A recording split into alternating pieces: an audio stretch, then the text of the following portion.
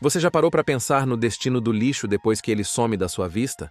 Aquele saco que a gente deixa na calçada ou que desce pela lixeira do prédio parece desaparecer por mágica. O saco que a gente deixa na calçada parece desaparecer por mágica depois que o caminhão de lixo passa. Mas a verdade é que ele precisa ir para algum lugar. Todo mundo sabe quais são esses lugares: aterros, usinas de reciclagem, incineradoras. Mas talvez o que você não saiba é que durante muitos anos, esse algum lugar foi a China. Sim, o país mais populoso do mundo também foi, por muito tempo, a lixeira do planeta. Container atrás de container chegava de todas as partes do mundo. Plásticos, papéis, sucata eletrônica, metais velhos, tudo isso atravessava oceanos inteiros para ser processado do outro lado do mundo. Só que essa história mudou. E a virada foi tão radical que hoje algumas cidades chinesas chegam a desenterrar lixo antigo de aterros porque já não tem resíduos suficientes. Um país com quase 1,5 bilhão de habitantes que, em certos lugares, simplesmente fica sem lixo. Mas afinal, como o maior produtor de resíduos do planeta pode chegar a esse ponto? O que aconteceu? Tudo isso e muito mais você vai descobrir agora. Hoje, o Belo Mundo te leva para o Oriente, para te mostrar o que a China faz com o lixo. Número 1. A lixeira do mundo. No final do século XX e no começo do século XXI, a China viveu uma situação curiosa. Ela ficou conhecida como a lixeira do planeta. E esse apelido não foi por acaso. Na verdade, ele surgiu porque o país recebia mais lixo estrangeiro do que qualquer outro lugar do mundo. E por que a China comprava lixo? Porque estava crescendo numa velocidade impressionante e precisava de matéria-prima barata. O lixo dos outros entrava nessa conta. Plástico usado abastecia as fábricas, sucata metálica seguia para a indústria do aço, papel velho era reaproveitado em novas embalagens. Só em 2016, quase 70% do plástico reciclado no mundo foi parar lá. Mais de 7 milhões de toneladas em um único ano. Somando tudo, foram 160 milhões de toneladas de resíduos atravessando oceanos, movimentando mais de 20 bilhões de dólares. Grande parte vinha de países ricos como os Estados Unidos, várias nações da Europa e também da América Latina. Para se ter ideia, o Brasil, maior país da América Latina, também entrou nessa rota. Em 2017, foram enviadas mais de 25 mil toneladas de papéis e quase 15 mil toneladas de sucata metálica, principalmente cobre, para serem reciclados pelos chineses. Só que esse lixo não chegava limpo e organizado, como muita gente pode pensar. Ele vinha misturado com restos de comida, produtos químicos e até materiais tóxicos. A cidade de Guiyu, no sul do país, acabou ficando famosa por causa disso. Ali, o lixo eletrônico era desmontado de forma artesanal, sem proteção nenhuma. O resultado foi desastroso. E o que antes parecia um bom negócio, no fim das contas não foi tão bom assim. Até que o governo decidiu encerrar a brincadeira. Número 2. O ponto de virada. Depois de anos importando toneladas de resíduos, a conta chegou. O cenário já era de bomba ecológica e de crise de saúde pública. Rios contaminados, solo envenenado, crianças com metais pesados no sangue. A China estava pagando caro por reciclar o lixo dos outros. Ao mesmo tempo, o país já não dependia mais tanto desse material. A própria população produzia resíduos em quantidade suficiente para lotar aterros inteiros. Ou seja, além de lidar com os problemas trazidos pelo lixo estrangeiro, ela ainda tinha que enfrentar a sua própria montanha de sujeira. Foi aí que, em 2017, o governo decidiu virar a chave. Enviou um comunicado à Organização Mundial do Comércio avisando que não aceitaria mais boa parte do chamado lixo estrangeiro. E a medida não demorou. Já em janeiro de 2018, a regra entrou em vigor. Diversas categorias foram barradas de uma vez: plásticos de baixa qualidade, papéis misturados, restos de têxteis, sucatas e até alguns tipos de metais. Nos anos seguintes, o cerco ficou ainda mais apertado. Em 2019, já eram mais de 50 tipos de resíduos proibidos. E então, no primeiro dia de 2021, veio a virada definitiva. Proibição total da importação de lixo sólido. Nenhum container a mais. O impacto foi imediato.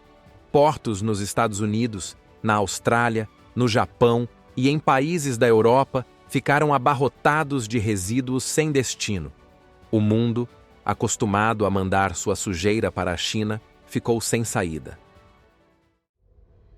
Número 3. A aposta na incineração.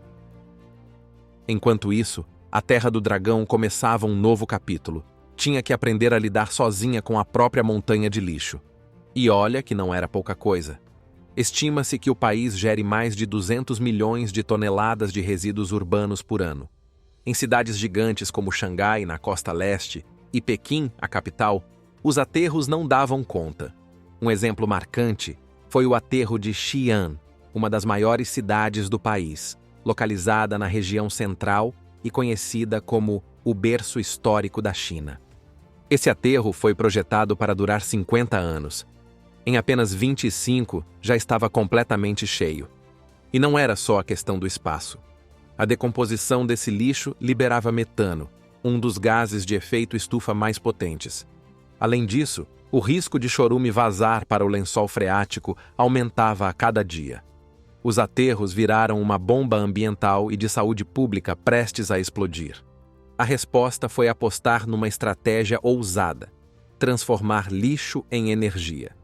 Em vez de enterrar montanhas de resíduos, a China decidiu queimá-los em usinas modernas de incineração, capazes de gerar eletricidade no processo. O conceito não era novo. Países como Japão e Suécia já faziam isso havia décadas. Mas o que chamou a atenção foi a escala. Em poucos anos, a China disparou na construção dessas plantas. Dezenas de províncias ganharam incineradoras equipadas com filtros, torres de reação e sistemas de controle de poluentes.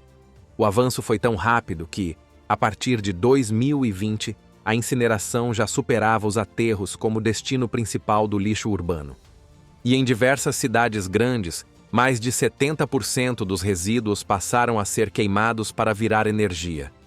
Em questão de anos, o país conseguiu dar uma guinada histórica, do símbolo da poluição dos aterros para líder mundial em transformar lixo em energia.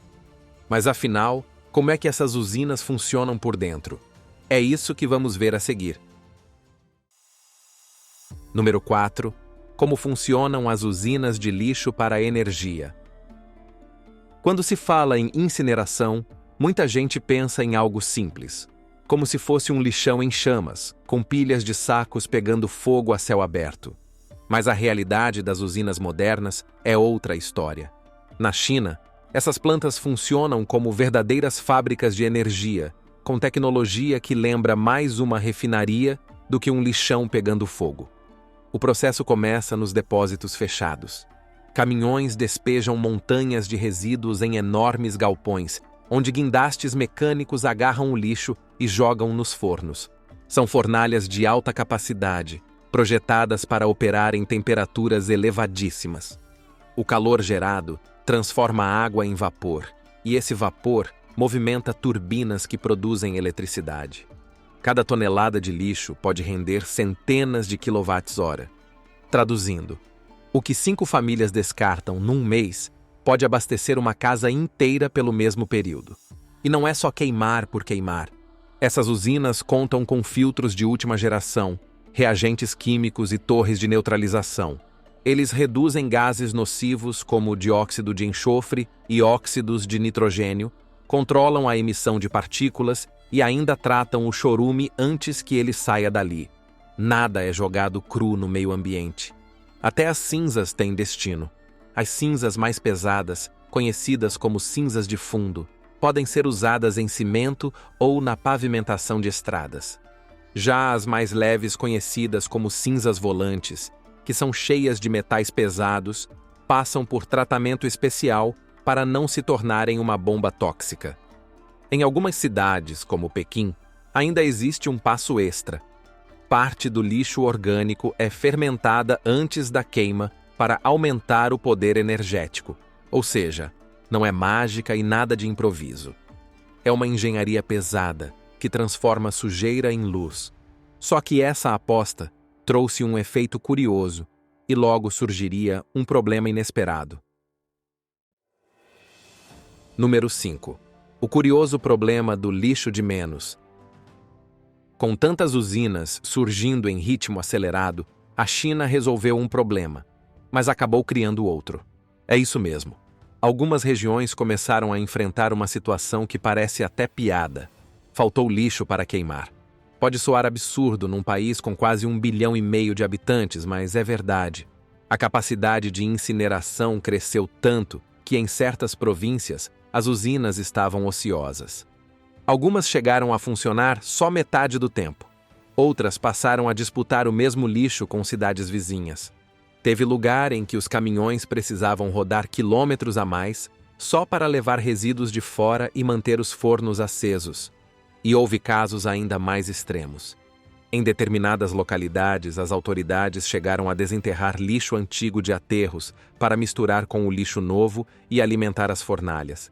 Isso ajudava a liberar espaço nos aterros e, ao mesmo tempo, mantinha as usinas em operação.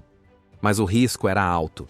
Lixo antigo tem poder de combustão mais baixo, pode liberar gases inflamáveis e até contaminar a água subterrânea durante a escavação.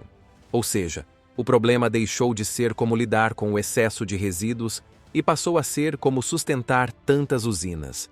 Uma situação que parecia piada, mas que expôs o tamanho da transformação. Só que nem tudo pode ser resolvido com fogo. O próximo passo seria encarar um desafio ainda mais complicado: a reciclagem. Número 6. O desafio da reciclagem. Queimar lixo resolve parte do problema, mas não dá para depender só disso. Afinal, nem tudo pode ou deve virar fumaça. A China sabe bem disso e começou a encarar um desafio que talvez seja ainda mais complicado do que construir incineradoras: convencer a população a separar o lixo. Por muito tempo, o descarte no país foi feito de forma simples, tudo junto no mesmo saco: orgânico, plástico, papel, vidro, resto de comida, eletrônico quebrado. Isso dificultava a reciclagem e deixava a incineração menos eficiente, já que muito material úmido atrapalha a queima. Nos últimos anos, o governo decidiu mudar o jogo. Cidades como Xangai e Pequim implantaram programas de separação obrigatória. Em Xangai, desde 2019, moradores precisam colocar o lixo em contêineres diferentes, sob risco de multa se errarem. Pouco depois, Pequim seguiu o mesmo caminho. Agora, moradores precisam descartar resíduos em contêineres diferentes. Quem insiste em não separar pode até receber multa. Esse modelo começou a se espalhar para outras cidades. Cada uma testa um jeito próprio de lidar com os resíduos. Algumas investem mais em coleta seletiva, outras em compostagem, e há até quem aposte em aplicativos que recompensam moradores que separam corretamente. Mesmo assim, o avanço é lento. Estima-se que a taxa de reciclagem no país fique entre 20% e 30%, bem abaixo de países como a Alemanha, que passa da marca de 50%. Por outro lado, o cidadão chinês médio produz menos lixo que o americano ou o europeu, o que torna a comparação menos direta. Outro detalhe curioso é o papel dos catadores. Em muitas cidades, são idosos que recolhem papelão, garrafas e latinhas nas ruas. Eles alimentam uma rede paralela de reciclagem que ainda tem peso importante. Mas até quando esse modelo vai se sustentar, é uma dúvida em aberto. No fim das contas, a reciclagem virou o novo campo de batalha. E dela depende a próxima fase da gestão de resíduos. Número 7. A guerra contra o plástico. Entre todos os tipos de lixo, o plástico sempre foi o mais incômodo. Ele demora séculos para se decompor, entope rios, invade o oceano e já foi encontrado até em alimentos e no sal de cozinha. A China, que por muito tempo foi apontada como um dos maiores consumidores de plástico do mundo, decidiu enfrentar esse problema de frente. Em 2020, o governo anunciou um plano ambicioso para eliminar gradualmente os plásticos de uso único.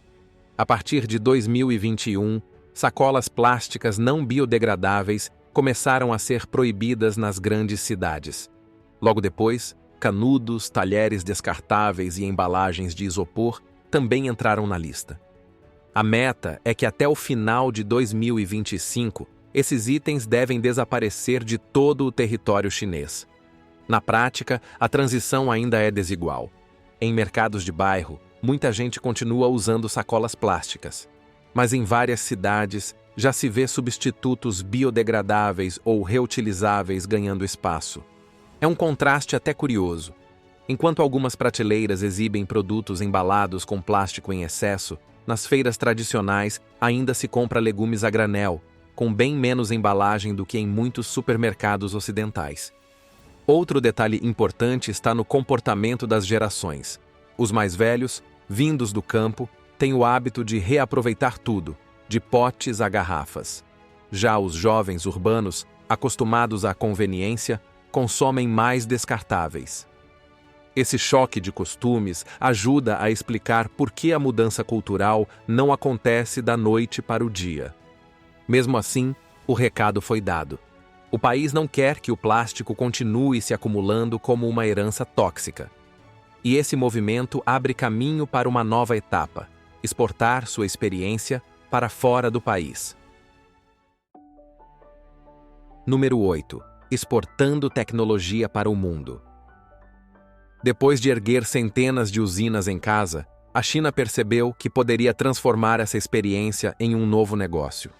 O país passou a exportar não só produtos baratos de consumo, mas também tecnologia para lidar com resíduos. Hoje, empresas chinesas participam da construção de incineradores em várias partes do planeta. Boa parte desses projetos faz parte da iniciativa conhecida como Cinturão e Rota, o grande programa de infraestrutura que conecta a China a dezenas de países da Ásia, da África e da Europa. Mas a presença chinesa já chegou até além dessas fronteiras. No Reino Unido, por exemplo, a cidade de Billingham firmou contrato com empresas estatais chinesas para erguer uma central de lixo para energia capaz de abastecer cerca de 10.000 residências.